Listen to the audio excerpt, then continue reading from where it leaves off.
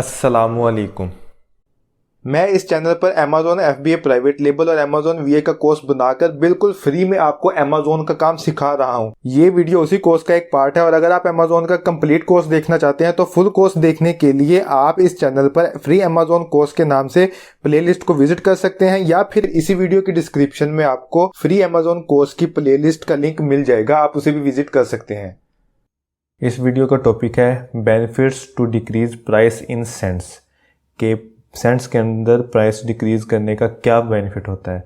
जब हम अपने सप्लायर के साथ प्राइस डिक्रीज़ करते हैं तो मैंने आपको बताया था कि प्राइस निगोशिएट जब हम करवा रहे होते हैं अपने सप्लायर के साथ तो हम सेंट्स के अंदर प्राइस निगोशिएट करते हैं। 10 सेंट, 15 सेंट, 20 सेंट, इस हिसाब से हम प्राइस निगोशिएट कर रहे होते हैं अपने सप्लायर के साथ। तो इसके अंदर मैं आपको ये बताऊंगा कि जब हम प्राइस निगोशिएट करते हैं अपने सप्लायर के साथ तो सेंट्स के अंदर प्राइस निगोशिएट करने का हमें क्या फ़ायदा होता है, उसका बेनिफिट क्या है। तो यहाँ पर आप देखें जी कि मैंने जब अपने सप्लायर से बात की थी तो मैंने प्राइस निगोशिएट करने वाले टॉपिक के अंदर मैंने बड़ी डिटेल के साथ आपको ये सारी कैलकुलेशंस बताई थी। तो लेकिन यहाँ पर मैं आपको सेंट्स के अंदर प्राइस का बेनिफिट बताने वाला हूँ। तो यहाँ पर आप देखें कि 500 पीसेस जब मेरे सप्लायर ने मुझे उसकी प्राइस बताई कि मैं आपको 500 पीसेस के ऊपर जो प्राइस है वो $5.73 आपको प्राइस दूंगा, और जब मैंने 5000 पीसेस के ऊपर प्राइस देखी तो वो 5.24 प्राइस दे रहा था।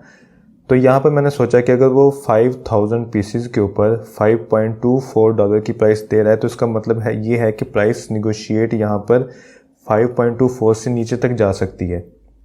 तो मैंने उससे बात करने के बाद जब उसे प्राइस नेगोशिएट की, उसको स्क्रीनशॉट्स भेजे दूसरे सप्लायर्स के, और स्क्रीनशॉट भेजने के बाद यहाँ पर उसने मुझे प्राइस दे दी जी 500 पीसेस के ऊपर $4.6 पर सेट। मतलब कि जो भी कंप्लीट प्रोडक्ट थी वो एक पीस का जो प्राइस बनती थी $4.6 प्राइस उसने फाइनल कर दी।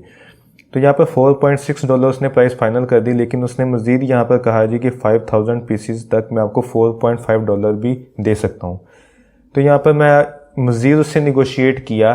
तो मज़ीद निगोशिएट करने के बाद यहाँ पर जी मैंने $4.6 जो प्राइस थी 500 पीसेस के ऊपर उसको निगोशिएट करके मैं $4.4 प्राइस के ऊपर फाइनल किया। तो यहाँ पर ये जो टॉपिक है वो यही है जी कि $4.6 जब प्राइस फाइनल हो गई थी तो उसके बाद आपने $4.4 प्राइस फाइनल करवाई। तो यहाँ पर सिर्फ और सिर्फ 20 सेंट्स का फ़र्क बनता है। तो सिर्फ यहाँ पर 20 सेंट्स के फ़र्क के पीछे आपने उससे मज़ीद प्राइस निगोशिएट करवाई, मज़ीद बातचीत की और मज़ीद भागदौड़ की सिर्फ इस चीज़ के लिए जी कि 20 सेंट्स जो प्राइस है वो डिक्रीज़ हो जाए। तो यहाँ पर 20 सेंट प्राइस डिक्रीज़ करने का आपको क्या बेनिफिट होगा। अगर यहाँ पर देखें जी कि 500 यूनिट्स के ऊपर अगर वो $4.6 की प्राइस दे रहा था और आपने 500 यूनिट्स के ऊपर $4.4 प्राइस फाइनल की और 20 सेंट्स आपने मज़ीद प्राइस डिक्रीज़ करवाई, तो 500 यूनिट्स के ऊपर सिर्फ आपको $100 का बेनिफिट बनता है सिर्फ 20 सेंट प्राइस कम करवाने पर। तो हम यहाँ पर थाउजेंड्स ऑफ डॉलर्स की इन्वेंट्री बनवा रहे हैं। तो आपने थाउजेंड्स ऑफ डॉलर की इन्वेंट्री बनाने के पीछे सिर्फ और सिर्फ $100 का आपने डिस्काउंट लिया, और वो भी सिर्फ 20 सेंट कम करवाने के बाद। तो यहाँ पर आप कह सकते हैं जी कि जहाँ पर हम थाउजेंड्स ऑफ डॉलर्स लगाकर एक प्रोडक्ट लॉन्च करने वाले हैं तो वहाँ पर हमें $100 का मज़ीद डिस्काउंट लेकर हमें क्या बचत करनी है, हमें क्या उसका डिस्काउंट चाहिए। तो इसका बेसिकली मैं आपको बेनिफिट बताने वाला हूँ, एक बिग पिक्चर आपको दिखाकर ये बेनिफिट्स बताने वाला हूँ कि आप जो 10-15 सेंट प्राइस कम करवा रहे होते हैं उसके आपको बेनिफिट्स क्या होते हैं। तो इससे मज़ीद जो फाइनल प्राइस हुई जी वो ये थी जी कि मैंने आपको बताया था कि वैल्यू एडिशन करवाई थी। वैल्यू एडिशन के अंदर मैंने फिर प्राइस नेगोशिएट करवाई थी, वो भी इसी तरह हुई थी कि जी सिर्फ और सिर्फ 15 सेंट प्राइस नेगोशिएट बनी थी। वो किस तरह से प्राइस नेगोशिएट हुई थी जी कि $0.5 की वो एक स्मॉल वैल्यू एडिशन थी, और वो जो $0.5 की एक स्मॉल वैल्यू एडिशन करवाई थी वो मैंने प्राइस फाइनल की थी यहाँ पर $0.35 के अंदर। मतलब ये कि $0.15 15 सेंट्स की मैंने यहाँ पर निगोशिएट करने के बाद इसके अंदर प्राइस फाइनल की, और $4.4 ये वाली प्राइस जो फाइनल हुई थी यहाँ पर ये वाली प्राइस है, और उसके बाद जो 0.5 से निगोशिएट करवाने के बाद $0.35 प्राइस फाइनल की, और यहाँ पर $4.75 के अंदर एक प्रोडक्ट का जो कंप्लीट सेट बना था उसकी प्राइस फाइनल हुई थी। तो यहाँ पर मैंने दो जगह प्राइस निगोशिएट करवाई थी जी, 20 सेंट यहाँ पर, इस जगह पर मैंने 20 सेंट प्राइस निगोशिएट करवाई थी मज़ीद, और उसके बाद मैंने 15 सेंट यहाँ पर मज़ीद प्राइस निगोशिएट करवाई थी। तो टोटल यहाँ पे बनते हैं जी 35 सेंट्स का निगोशिएट बनता है। तो यहाँ पर अगर मैं आपको दिखाऊं जी कि या बिफोर निगोशिएट और आफ्टर निगोशिएट, ये दोनों मैं आपको बेसिकली डिफरेंस दिखाना चाहता हूँ। पहले तो मैं आपको लो लेवल पे आप डिफरेंस दिखाऊंगा, ये सारा कंप्लीट निगोशिएट करने का जो डिफरेंस है वो पहले आपको लो लेवल पे दिखाऊंगा, और उसके बाद मैं आपको एक बिग पिक्चर करके दिखाऊंगा कि आपको जो निगोशिएट करने का जो बेनिफिट है वो क्या होता है। हालांकि जो हमने निगोशिएट करना होता है वो हमारा सेंट्स के अंदर ही चल रहा होता है, 10 cent, 15 cent, maximum 20 cent cents के अंदर निगोशिएट चल रहा होता है। लेकिन उसका लॉन्ग टर्म में हमें फ़ायदा क्या होता है वो मैं आपको इस वीडियो के अंदर बताने वाला हूँ। तो यहाँ पर आप देखें जी कि मैंने यहाँ पर जो प्राइस फाइनल की थी $4.6, और उसके बाद मज़ीद 20 सेंट प्राइस डिक्रीज़ करवाई, और डिक्रीज़ करवाने के बाद आफ्टर निगोशिएट जो बना वो बना जी $4.4। तो आप यहाँ पे देख सकते हैं जी बिफोर निगोशिएट जो प्राइस है वो ये लिख दिया जी $4.6, और उसके बाद जो 20 सेंट्स का निगोशिएट करवाया था मज़ीद वो आफ्टर निगोशिएट ये मैंने $4.4 प्राइस लिख दी है। और उसके बाद अगर आप देखें जी जो वैल्यू एडिशन के तौर पर जो बिफोर निगोशिएट प्राइस थी वो $0.5 थी, वो $0.5 प्राइस यहाँ पर लिख दी है। और जो उसके बाद एक स्मॉल निगोशिएट किया था 15 सेंट्स का, 15 सेंट का यहाँ पे निगोशिएट करने के बाद $0.35 प्राइस फाइनल हुई थी, वो मैंने आफ्टर निगोशिएट यहाँ पर लिख दी है। अगर मैं इन दोनों को ऐड करूं और ऐड करने के बाद यहाँ पर आपको दिखाऊं तो 4.6 और $0.5 को ऐड किया तो $5.1 प्राइस बनती है टोटल, और इसको ऐड करने के बाद 4.4 और $0.35 को ऐड करने के बाद $4.75 प्राइस बनती है, जो कि मेरी अब फाइनल प्राइस है जिसके ऊपर मैंने परचेजिंग की थी। तो मैं यहाँ पर आपको डिफरेंस बताता हूँ कि अगर मैंने निगोशिएट ना किया होता तो ये प्राइस होती, और निगोशिएट कर लिया तो मेरी ये प्राइस थी। इसके ऊपर मुझे अब बेनिफिट क्या हुआ? बेनिफिट ये हुआ जी कि मैंने अपने 800 यूनिट्स बनवाए, और 800 यूनिट्स बनवाने के बाद मैंने अपने अमेज़ोन के वेयर हाउस पहुँचाए। अब 800 यूनिट्स अगर मैंने यहाँ पर $5.1 प्राइस के ऊपर बनवाए होते तो उसकी प्राइस होती जी $4,080, और जबकि मैंने जो प्रोडक्ट मैन्युफैक्चर करवाई थी वो उसकी प्राइस थी $4.75, और जब मैंने 800 यूनिट्स $4.75 के बनवाए मैन्युफैक्चर करवाए तो मुझे जो प्राइस पड़ी वो $3,800। तो मतलब ये कि मुझे सीधा $280 का बेनिफिट हुआ यहाँ पर, सिर्फ इतना सा 35 सेंट्स का निगोशिएट करवाने के अंदर मुझे $280 का यहाँ पर बेनिफिट हुआ। आप यहाँ पे डिफरेंस देख सकते हैं कि अगर इस प्राइस पे मैं जाता तो मुझे 4080 पे करने पड़ते, और जबकि मैंने प्राइस निगोशिएट करवाई सेंट्स के अंदर एक स्मॉल अमाउंट के अंदर, उस स्मॉल अमाउंट का इतना इम्पैक्ट पड़ा जी कि मुझे सीधे सीधे $280 यहाँ पर बच गए। तो ये तो एक होगी जी स्मॉल पिक्चर, मतलब कि ये मेरी जो लॉन्च का स्टार्ट है, अभी मैंने ये लॉन्च स्टार्ट की है, तो ये एक स्मॉल पिक्चर आपको दिखाई है। तो इसकी जो बिग पिक्चर है वो मैं आपको दिखाता हूँ कि आपको लॉन्ग टर्म में क्या बेनिफिट होने वाला है। जब आप प्रोडक्ट लॉन्च करेंगे तो इसका आपको जो आप सेंट्स के अंदर प्राइस डिक्रीज करवाते हैं 10 सेंट 15 सेंट करके, तो इसका आपको लॉन्ग टर्म में बिग पिक्चर के अंदर आपको क्या बेनिफिट होता है। तो उसका बेनिफिट ये होता है जी कि हम जब अमेज़ोन के ऊपर प्रोडक्ट लॉन्च करते हैं तो अमेज़ोन के ऊपर प्रोडक्ट लॉन्च करने के लिए हम 4 महीने की इन्वेंट्री अमेज़ोन के वेयर हाउस के अंदर रखते हैं बैकअप के तौर पर। आप यहाँ पे देख सकते हैं जी कि 4 मंथ्स इन्वेंट्री मैंने यहाँ पे लिखा हुआ है। हम 4 मंथ्स की इन्वेंट्री अमेज़ोन के वेयर हाउस रखते हैं बैकअप पे। तो 4 महीने की इन्वेंट्री हमें क्यों रखनी होती है? Why 4 months inventory backup? वो इसलिए रखनी होती है जी कि inventory should not out of stock in Amazon FBA PL business. हमारा ये मोटिव होता है, हमारा ये मिशन होता है कि जब हमने अमेज़ोन के ऊपर एक मरतबा प्रोडक्ट लॉन्च कर दी अमेज़ोन FBA PL बिजनेस के अंदर, जब एक दफ़ा प्रोडक्ट लॉन्च हो जाए अमेज़ोन के ऊपर और उसको हम रैंक कर दें तो हमें आउट ऑफ स्टॉक नहीं होना होता। अगर हम आउट ऑफ स्टॉक हो जाएं तो हमने जो भी रैंकिंग की होती है, जो भी मार्केटिंग करके रैंकिंग की होती है, मार्केटिंग करते हैं, PPC चलाते हैं और उसके साथ साथ गिव अवेज देते हैं रैंकिंग करने के लिए, जितना हमने बजट लगाया होता है वो सारा ज़ाया हो जाता है। हमारी जो प्रोडक्ट होती है वो डी रैंक हो जाती है सिर्फ और सिर्फ किस वजह से जी कि हम अपनी इन्वेंट्री के अंदर आउट ऑफ स्टॉक हो गए हैं। तो हमें अपनी इन्वेंट्री के अंदर आउट ऑफ स्टॉक नहीं होना होता है अमेज़ोन PL बिजनेस के अंदर। तो इसके अंदर आउट ऑफ स्टॉक ना हो तो हमें 4 महीने की इन्वेंट्री बैकअप चाहिए होता है। हमें कम से कम भी 4 महीने की इन्वेंट्री अमेज़ॉन के वेयर हाउस रखनी होती है। तो 4 महीने की इन्वेंट्री क्यों वेयर हाउस में रखनी होती है जी, वो भी मैं आपको सारी कैलकुलेशन बताता हूँ। तो यहाँ पर हम सपोज करते हैं जी कि हमारी जो इन्वेंट्री है, हमारी जो अमेज़ॉन के ऊपर जो इन्वेंट्री पड़ी हुई है, वो हमारी मंथली जो सेल्स हैं वो है जी 1200 यूनिट्स। तो जो हमारी प्रोडक्ट है उसकी कम से कम भी हम जो प्रोडक्ट सेलेक्ट करते हैं, जो फाइनल करते हैं, जो हम प्रोडक्ट लॉन्च करते हैं अमेज़ॉन के ऊपर, उसकी कम से कम भी जी 1000, 1200, 1500 सेल्स होती हैं। जब हमारी प्रोडक्ट कंप्लीट रैंक कर जाती है सब कीवर्ड्स के ऊपर, हमारे जितने भी रेलिवेंट कीवर्ड्स हैं उनके ऊपर जब हमारी प्रोडक्ट रैंक कर जाती है तो हमारे 1000, 1200, 1500 कम से कम यूनिट्स ऑर्डर आ रहे होते हैं पर मंथ। हर महीने इतनी सेल्स हो रही होती हैं। हम एक ज़बरदस्त प्रोडक्ट, एक अच्छी प्रोडक्ट लॉन्च करते हैं अमेज़ॉन के, हमारा ये टारगेट होता है कि हम इतनी सेल्स करें पर मंथ, और हमारी ये सेल्स हो रही होती हैं। तो जब हमारी सेल्स हो रही होती हैं इतनी, तो मैं यहाँ पर एक डिजिट ले लिया जी 1200 यूनिट्स। तो मैं यहाँ पे अज्यूम कर रहा हूँ कि हमने एक प्रोडक्ट अमेज़ॉन के ऊपर लॉन्च की और उसके 1200 यूनिट्स पर मंथ हमने चाहिए, हमें सेल होती है हमारी अमेज़ॉन के ऊपर।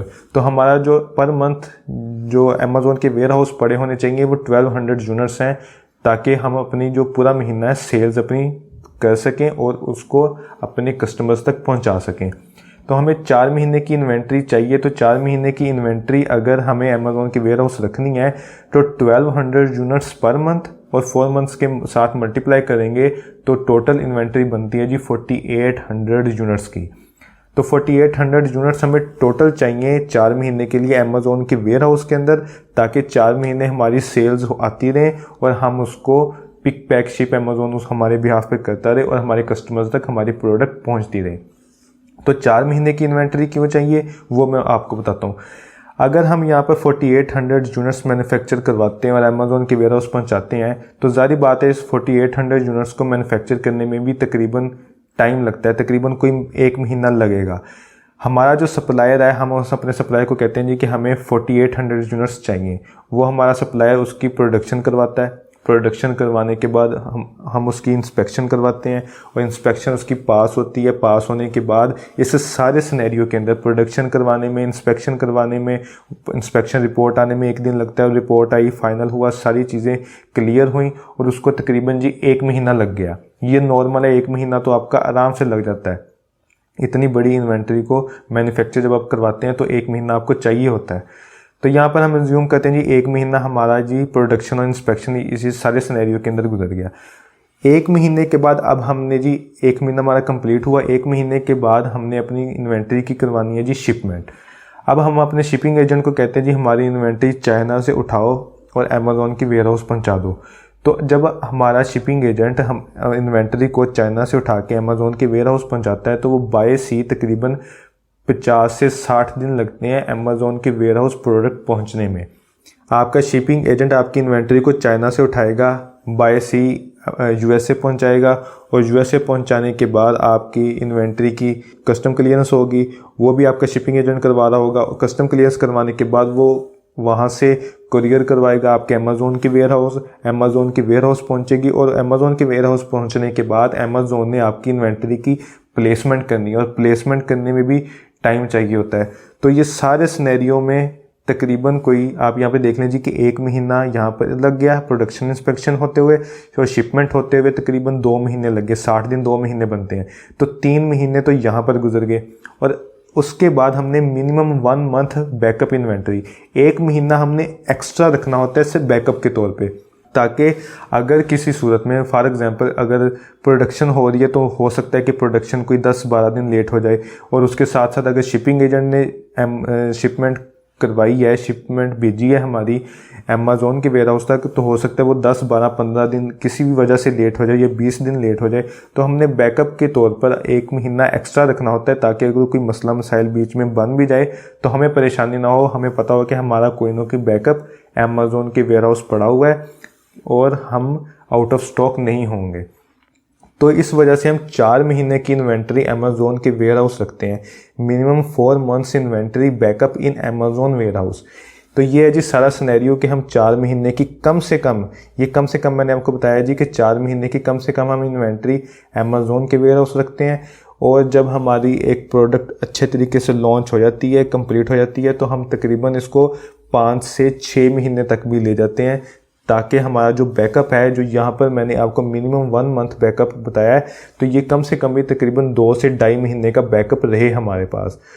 क्योंकि हम नहीं चाहते कि हम किसी भी वजह से आउट ऑफ स्टॉक हों। आउट ऑफ स्टॉक होने का मतलब है जी कि आपको रैंकिंग जो है अपनी प्रोडक्ट की वो दोबारा स्टार्ट करनी पड़ेगी फर्स्ट पेज के ऊपर आने के लिए। और जाहिर सी बात है, जब आप गिव अवेज करते हैं और PPC चलाते हैं दोबारा रैंकिंग करने के लिए, तो उसके ऊपर से दोबारा से बजट आएगा। तो यहाँ तक आप समझ गए जी कि 4800 यूनिट्स, तकरीबन ऑलमोस्ट 5000 यूनिट्स आपको यहाँ पर चाहिए होंगे। तो अब मैं आपको मज़ीद कैलकुलेशन बताता हूँ। तो मज़ीद कैलकुलेशन ये है जी कि बिफोर निगोशिएट तो आपकी यही प्राइस रहेगी कि अगर आप निगोशिएट नहीं करते, तो मैं आपको निगोशिएट करने का और निगोशिएट ना करने का डिफरेंस बता रहा हूँ सेंट्स के अंदर। तो अगर आप निगोशिएट नहीं करते तो फिर तो ज़ाहिर बात आपकी यही प्राइस रहेगी। लेकिन अगर आप सेंट्स के अंदर निगोशिएट करते हैं, मतलब 5, 10, 15 सेंट्स के अंदर निगोशिएट करते हैं, तो उसका आपको क्या बेनिफिट होगा? उसका बेनिफिट ये होगा जी कि जैसे मैंने आपको बताया 800 यूनिट्स के ऊपर आपने $4.75 प्राइस देखी। तो हम यहाँ पे अज्यूम करते हैं जी कि अब हमें जी यहाँ पर हमारी जो प्रोडक्ट है वो लॉन्च हो चुकी है, उसके ऊपर सेल्स आना शुरू हो गई हैं और रैंकिंग जो है वो आहिस्ता आहिस्ता बढ़ रही है।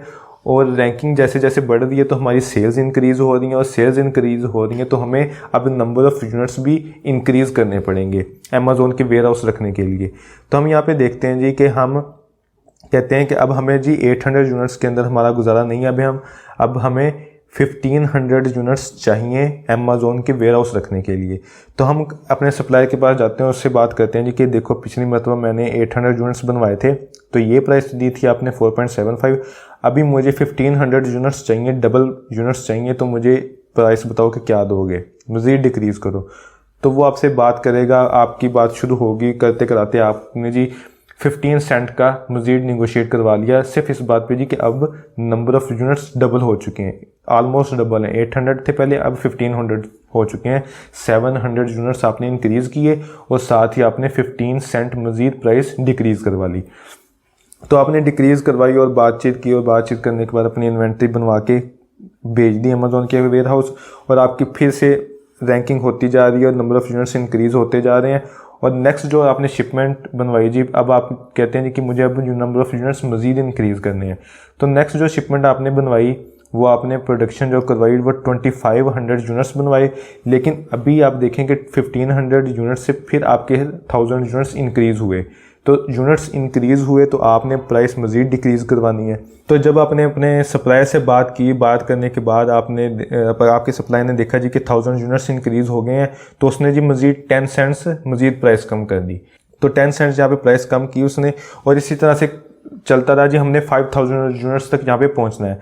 तो आपने मज़ीद 3500 यूनिट्स की बात की, उसके अंदर फिर उसने 10 सेंट प्राइस डिक्रीज़ कर दी। जैसे 1000 यूनिट्स इंक्रीज़ किए उसने मज़ीद 10 सेंट डिक्रीज़ कर दी प्राइस, और उसके बाद 4500 यूनिट्स पे मज़ीद 10 सेंट कर दी, और 5000 यूनिट्स तक पहुँचते पहुँचते जी $4.2 प्राइस तक आ गए। आप यहाँ पे देख सकते हैं जी कि जैसे नंबर ऑफ़ यूनिट्स इंक्रीज़ होते गए, 10 सेंट डिक्रीज़ करते करते $4.75 से बाद $4.20 पर आ गई। और ये जो तरीक़ाकार है ये ऐसे होता है जैसे मैंने आपको प्राइस निगोशिएट करने वाले सारे सिनेरियो के अंदर दिखाया था। प्राइस निगोशिएट करने वाले सिनेरियो में आपको बताया था बड़ी डिटेल के साथ कि किस तरह प्राइस निगोशिएट करते हैं।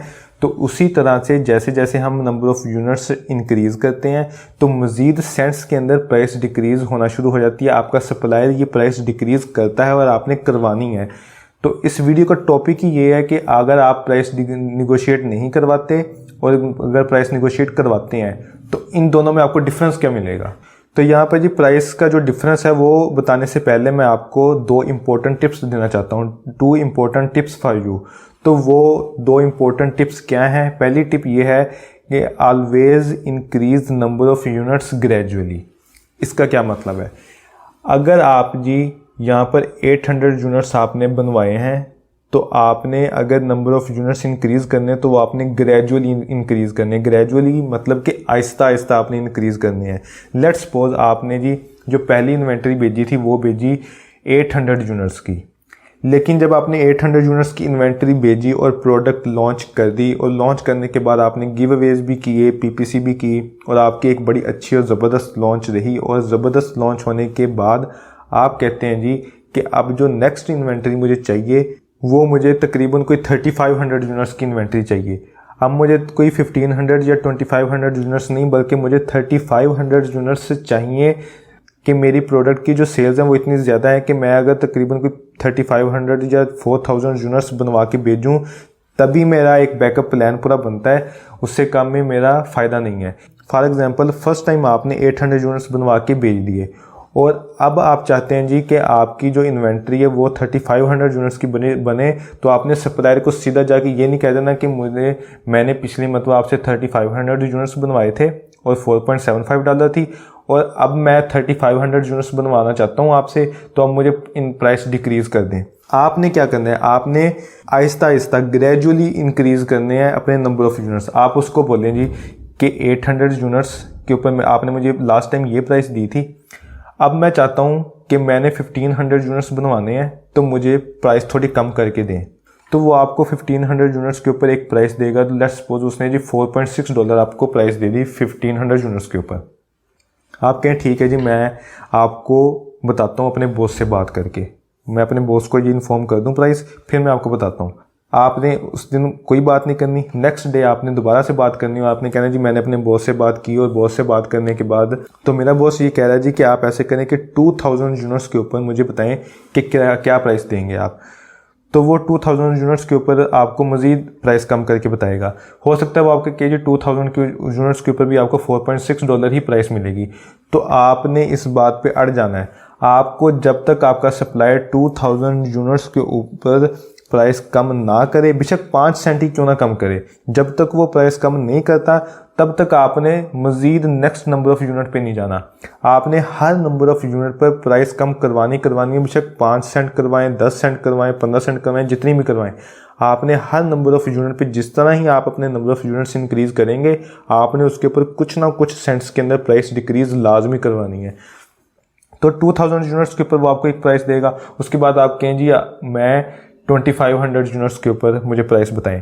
तो आप कम से कम भी, जिस तरह मैं आपको बता रहा हूँ यहाँ पे सिखा रहा हूँ कि आपने 500,000 यूनिट इंक्रीज़ करना है, क्योंकि आप 500,000 यूनिट इंक्रीज़ करेंगे तो ही वो आपको प्राइस कम करके बताएगा। अगर आप उसको 100 यूनिट करके इंक्रीज़ करके बताने लगेंगे तो वो आपकी बात कभी भी नहीं मानेगा। ये नहीं हो सकता कि आप उसको कहें जी 1500 की बजाय मैं आपको 1600 यूनिट्स बनवाने का ऑर्डर दे दूं, तो फिर आप मुझे क्या प्राइस निगोशिएट करेंगे। इसके ऊपर वो कभी भी नहीं करेगा। कम से कम भी आप 500, 700, 800 यूनिट की एक बड़ी इन्वेंट्री का गैप डालें ताकि वो कुछ ना कुछ आपको प्राइस डिक्रीज़ करके दे। तो इस तरह जैसे आप ग्रेजुअली अपने नंबर ऑफ़ यूनिट्स इंक्रीज़ करते जाएंगे, 2500 करेंगे, फिर उसके बाद 2500 के बाद डायरेक्टली आप 3500 का जंप ले लें। तो कभी आप 500 यूनिट्स का, कभी 1000 यूनिट्स का इस तरह से जंप लें, कभी 800 यूनिट्स का, कुछ इस तरह का जंप लें जैसे मैंने आपको बताया कि वो प्राइस निगोशिएट कर सके जिसके ऊपर। तो इस तरह से आप प्राइस निगोशिएट करवाएं। अगर आप डायरेक्टली कह देंगे जी 800 के बाद डायरेक्ट कहेंगे जी मुझे 3500 यूनिट्स चाहिए या 4500 यूनिट्स चाहिए, तो आपको कम निगोशिएट वो करेगा, एक बड़ा जंप नहीं लेगा वो निगोशिएट करने के अंदर। लेकिन जैसे आप वो 500, 800, 1000 यूनिट का जंप लेंगे तो उसके अंदर आहिस्ता आहिस्ता डिक्रीज़ करते हुए इस तरह से डिक्रीज़ होती जाएगी प्राइस। तो ये जी आपकी एक टिप तो मैंने ये आपको बता दी कि always increase number of units gradually, कि आहिस्ता आहिस्ता आपने अपने नंबर ऑफ़ यूनिट्स बढ़ाते हुए अपनी प्राइस डिक्रीज़ करवानी है।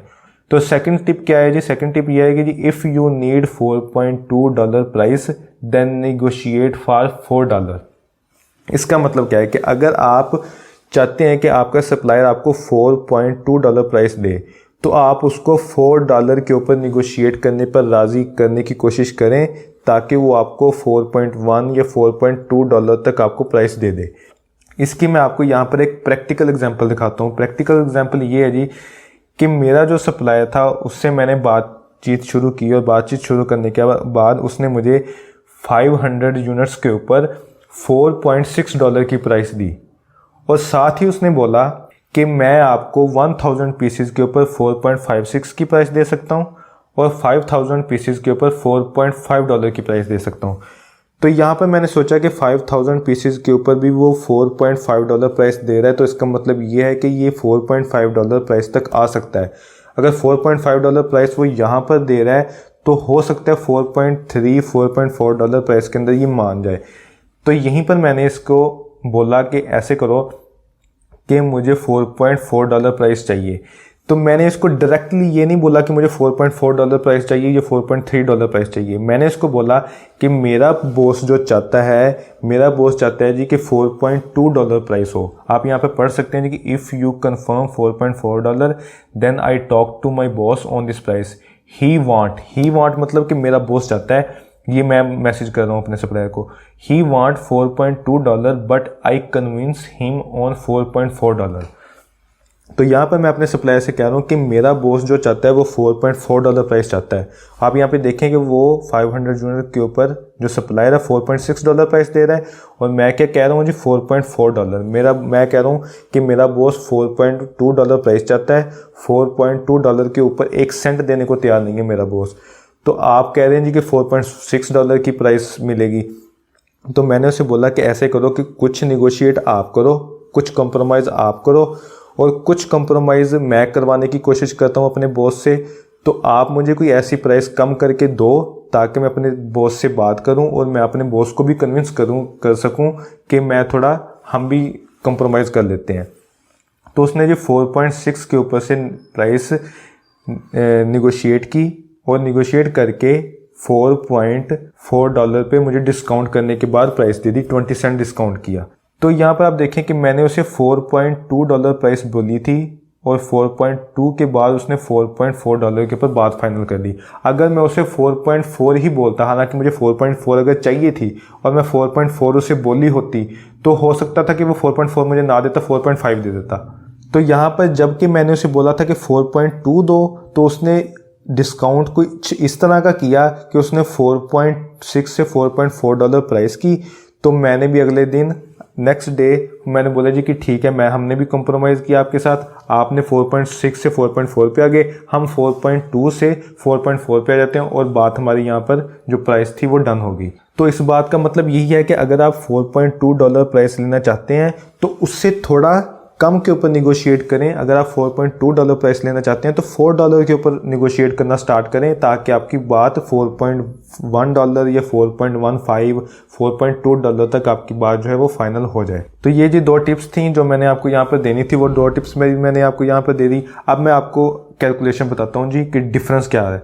डिफरेंस अब हम जो यहाँ पे देखने वाले हैं जी निगोशिएट के अंदर, वो ये देखने वाले हैं जी बिफोर निगोशिएट कि $5.1 है और आफ्टर निगोशिएट जो कि 5000 यूनिट्स के ऊपर $4.2 हो चुका है। तो ये हम डिफरेंस अब देखने वाले हैं 5000 यूनिट्स के ऊपर। तो ये डिफरेंस क्या है जी कि यहाँ पे मैंने बिफोर निगोशिएट प्राइस यहाँ पे लिख दिया जी $5.1 और आफ्टर निगोशिएट $4.2 जो कि 5000 यूनिट्स के ऊपर ये आपके सामने है। तो ये $4.2 ये प्राइस है। और अगर हम इसको 5000 यूनिट्स के ऊपर देखते हैं जी 5000 यूनिट्स के ऊपर कितनी प्राइस हमें बनती है, तो 5000 यूनिट्स अगर हमने निगोशिएट प्राइस नहीं की होती सेंट्स के अंदर, मतलब 10 सेंट 15 सेंट करके अगर हमने प्राइस निगोशिएट नहीं की होती तो हमें जो प्राइस बनती थी, हमारी जो प्रोडक्शन हमने करवाई थी 5000 यूनिट्स की, वो क्या बनती थी 5000 यूनिट्स मल्टीप्लाई बाय $5.1। तो ये जो यूनिट्स बनते थे वो $25,500 के बनते हैं। और जबकि यहाँ पर अगर हमने जो अपने सेंट्स के अंदर प्राइस निगोशिएट करवाई, थोड़े थोड़े हमने यूनिट्स बढ़ाते गए, थोड़ी थोड़ी प्राइस सेंट्स के अंदर डिक्रीज़ करवाते गए और उसका जो बड़ा इम्पैक्ट हमारे सामने आया वो क्या आया जी कि हमने 5000 यूनिट्स बनवाए। एक यूनिट था वो $4.2 प्राइस का था और हमारी इन्वेंट्री बनी $21,000 की। और जो हमारे सामने ये डिफरेंस देखने को मिलता है जी $4,500 का। तो यहाँ पर आप देखिए जी कि जो मैंने आपको पहले डिफरेंस दिखाया था 800 यूनिट्स के ऊपर जो हमें डिफरेंस देखने को मिला था वो सिर्फ और सिर्फ $280 का था, एक छोटा डिफरेंस था। लेकिन लॉन्ग टर्म में एक टाइम के बाद हमने जैसे जैसे नंबर ऑफ यूनिट्स इंक्रीज करते गए, सेंट्स के अंदर प्राइस डिक्रीज करवाते गए और उसके बाद हमें लॉन्ग टर्म में कितना बड़ा डिफरेंस देखने को मिलता है जी कि 5000 यूनिट्स बनवाए और हमें $4,500 उसी दिन बच गए जिस दिन हमने प्रोडक्शन करवाई थी। तो इस तरह से हम अपने जो निगोशिएट है वो जारी रखते हैं, वो करवाते रहते हैं। बेशक हम 10-10 सेंट करके करवाएं, लेकिन हमने निगोशिएट टाइम के साथ साथ करना होता है, करवाना होता है और लॉन्ग टर्म में हमें इस तरह से बेनिफिट होता है, जो मैंने सारा आपको बड़ी डिटेल के साथ समझा दिया है। अगर आपने हमारे चैनल को सब्सक्राइब नहीं किया, जो चैनल को सब्सक्राइब कर लें, बेल आइकन के ऊपर क्लिक करके इस ऑल वाले ऑप्शन को लाजमी सिलेक्ट कर लें ताकि हर आने वाली नई वीडियो की नोटिफिकेशन आपको मिलती रहे।